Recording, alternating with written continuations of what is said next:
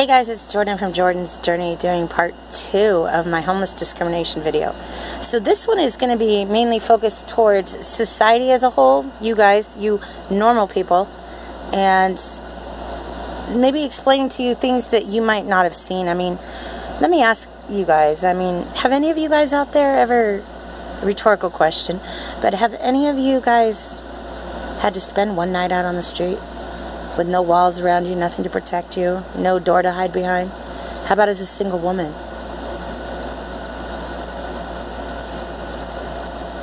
I can't even begin to describe what it's like out there. It's a jungle out there, just like they say. And I'm not going to get into I was going to get into like the things that have happened to me. I'm going to focus mainly on the feelings of why I think, because it's my opinion, I believe that being on the street for a certain amount of time can cause mental illness. Mental illness leads you to being SMI, which leads you to what I would like to discuss today. I don't know if any of you guys know this, but there are no more mental institutions. There are the state ward, you know what I mean? That's like at 24th Street, and there are the emergency wards. But what society has basically done, and this may scare a lot of you, but it's the truth, and you need to hear it, is they take these people that are SMI, which means seriously mentally ill. They have some type of mental condition. A lot of them are homeless. Let's just face facts, okay? Now, what these people are doing is they're taking that $800 a month that they're getting from the government. Basically, the government is giving them free money to go out and fuck off with. Excuse my language, but that's what they're doing. They're not taking the medicine that they need, and they're self-medicating with drugs and alcohol. Then they're running around rampant on the streets. And then we wonder why there's things like Columbine. I mean, come on, guys. We're wondering why there's crazy people running around with shotguns and stuff. Did you hear what I just said? They're giving them money every month. And not even delegating it properly, in my mind. Heck, these same people were sending these crazies. I remember coming home one day to the alleyway that I lived in, and finding some guy smoking a meth pipe in my tent, and I'm like, "Who are you?" "Oh, they said I could come here. They said that if you're homeless, you could come back here." And I was like, "No." Believe me, I marched in the next day to talk to them. But the situation I faced, guys, was this: I wanted so bad to be accepted by society.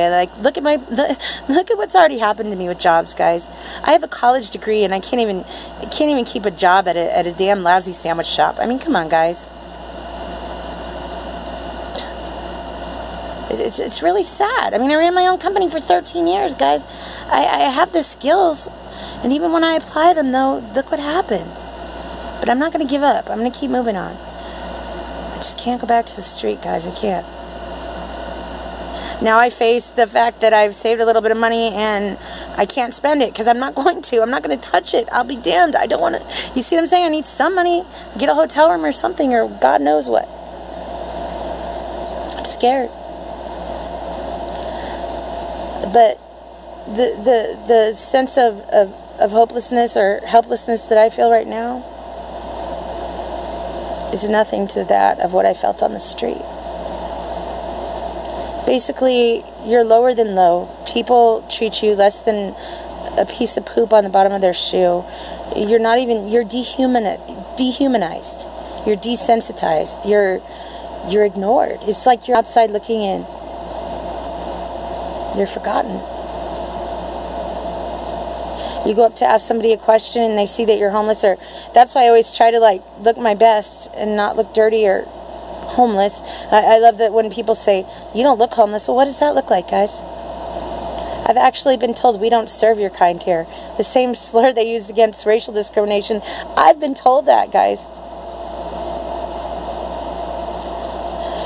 So I try to change everything. I try to go out there, and all these businesses, when I lived on the street, I would empty their trashes for free, clean up their parking lot, and they're like, "What does this girl want? What is she on?" Nothing. I just wanted to prove to them that some of us were different.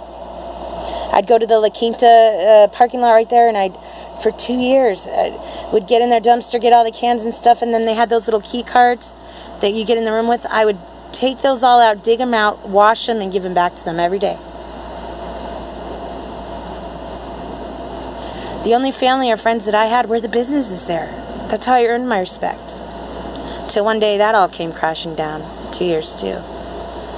But after 2 years, I mean, heck, I wasn't even working at McDonald's, and they would invite me to their company parties for Christmas. Do you know how cool that was? We don't get to do that when we're homeless. We don't get to go to barbecues or go to movies or stuff like that. You guys, we don't get to do normal things. It's about surviving, guys. I would collect rainwater off the roof and use it to wash my clothes with, only to find out that, you know, when the water comes from the air conditioner units and stuff, it has a metallic smell, so it kind of makes your clothes smell like that.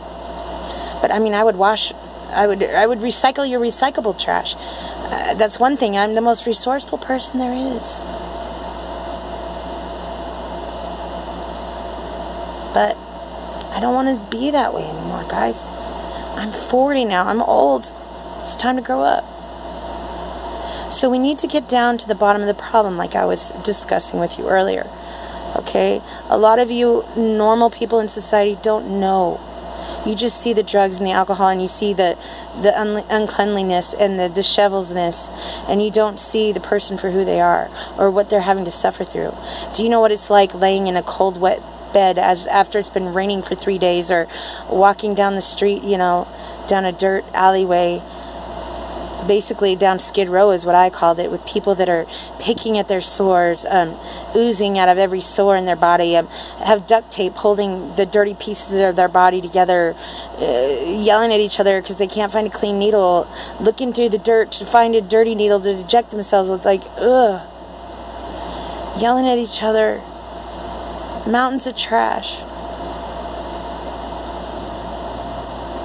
I knew that I was homeless, but I knew I was different than them. I'm not saying I was better, but that's what I hate. You know what I'm saying? And that's what my third segment is going to be about. It's going to be discussing to the homeless people what we need to do to change, to get your guys' mind to change. Because as you can see, it's a never-ending cycle of just hatred. And I see it too. You know, I came to a park here one day, and there was a backpack holding the bathroom door open with a loaded syringe sitting on top of the backpack. I never went back to that park. A lot of the other homeless people have just given up on themselves, guys. Like, I know I'm a part of that group or that family, but sometimes I'm embarrassed. When I realize, you know what I need to realize? I'm no better. I'm the same as them. I'm giving myself a false sense in my head. I'm no better or worse than they are. How dare I be embarrassed to be around them, because they're who I am. But I have been. I can't begin to tell you guys how hard this journey has been. This video doesn't even have the amount of hours, days, months, years it would take to tell you the kind of suffering I've been through, saying that I never have to eat out of a dumpster, but when you get hungry enough, you do. Accidentally drinking out of a cup that had pee in it because you thought it was your soda. Ugh. Just laying down to sleep because you haven't slept for 8 days, only to have a guy come by and offer you a hit and a pipe if you have sex with him. Or assaulting you because he won't.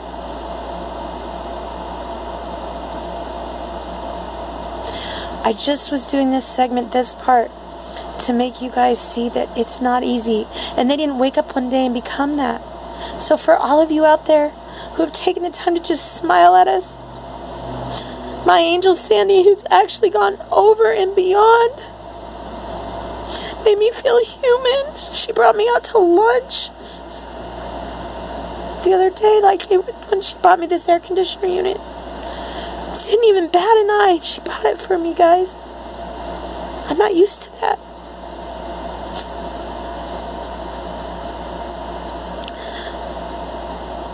I find myself, even though I'm in the same category as them, sometimes getting as disgusted as you guys at the fact that no matter what kind of drugs I did or when I was using needles, I always disposed of my stuff properly.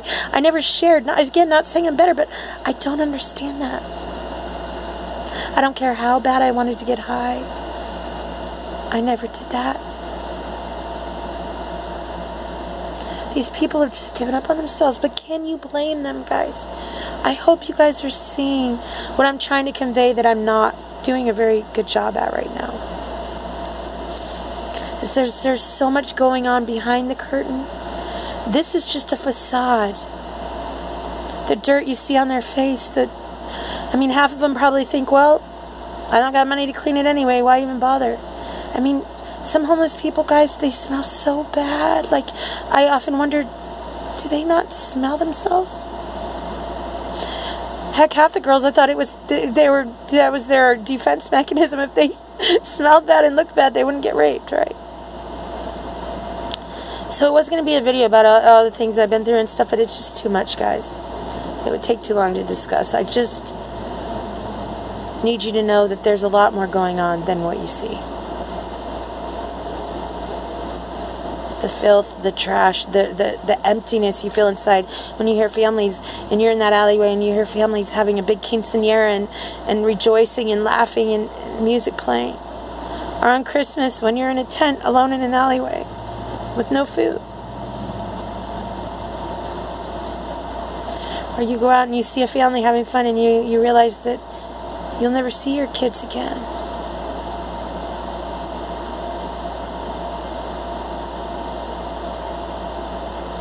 So, this is where we get down to it. So maybe you guys will have a mindset, because when I first moved into this shed, I was using the water over here, the condos right here, and for the whole year I've lived here, there's one neighbors that I've tried so hard to get the respect. Most of the neighbors that live here, one guy even gave me his barbecue. He's a really cool guy, ex-Marine. So, you know, some of them have been really good, the others not so good. They put a lock on the water. Guys, how much was I using? So the treatment, you know, I've been in trash cans, getting cans when I had a job just to get extra money, and been called a dirty homeless person and had the cops called on me. I mean, I guess I didn't do a good job of explaining it, but I'd rather not relive what I've been through. It's been hard enough. So part 3 is going to be discussing, basically, it's a plea out to the homeless people about what you guys see, about what I've seen myself, and why the cycle's never going to end unless we all change. This is Jordan from Jordan's Journey signing out. God bless you all.